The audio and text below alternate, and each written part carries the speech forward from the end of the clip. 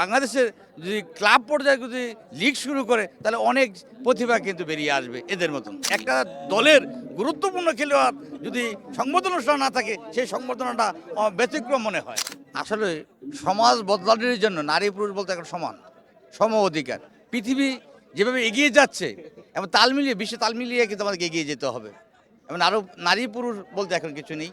হ্যাঁ, অবশ্যই বদলাতে পারবো এবং এই নারীদের কাছ থেকে, এই নারী ফুটবলারের কাছ থেকে আরও ক্রীড়াঙ্গনা নারীদের আরও উদ্বুদ্ধ হবে বিভিন্ন কাজে। আসলেও এরা তো অত্যন্ত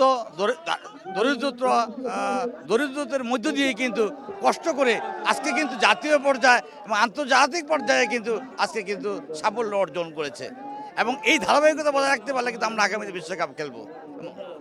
নারীদের এই আন্তর্জাতিক পর্যায়ে সাফল্য অর্জন করে আপনি কতটুকু নিজেকে গর্ববোধ করেন?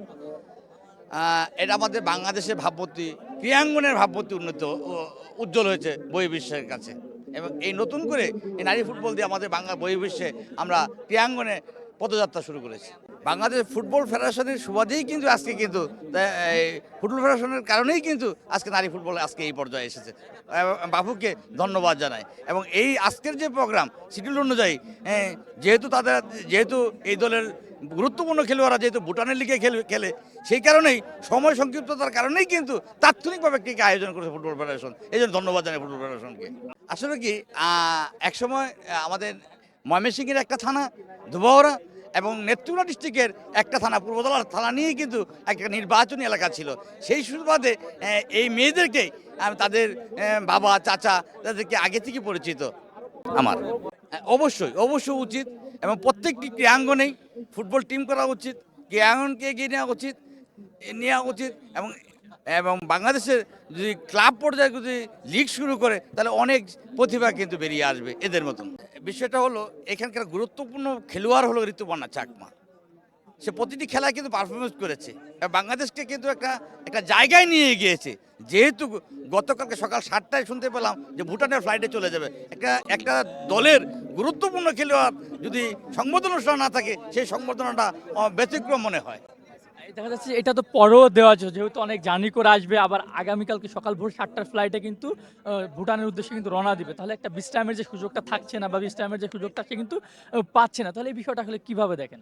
আসলেই যারা ফুটবল প্লেয়ার যারা রয়েছেন, আপনি যে প্রশ্নটা করেছেন, যেই কিন্তু ম্যাচ খেলবে না এবং তাদের পরামর্শে, খেলোয়াড়দের পরামর্শ নিয়েই কিন্তু এই আজকের এই আয়োজন।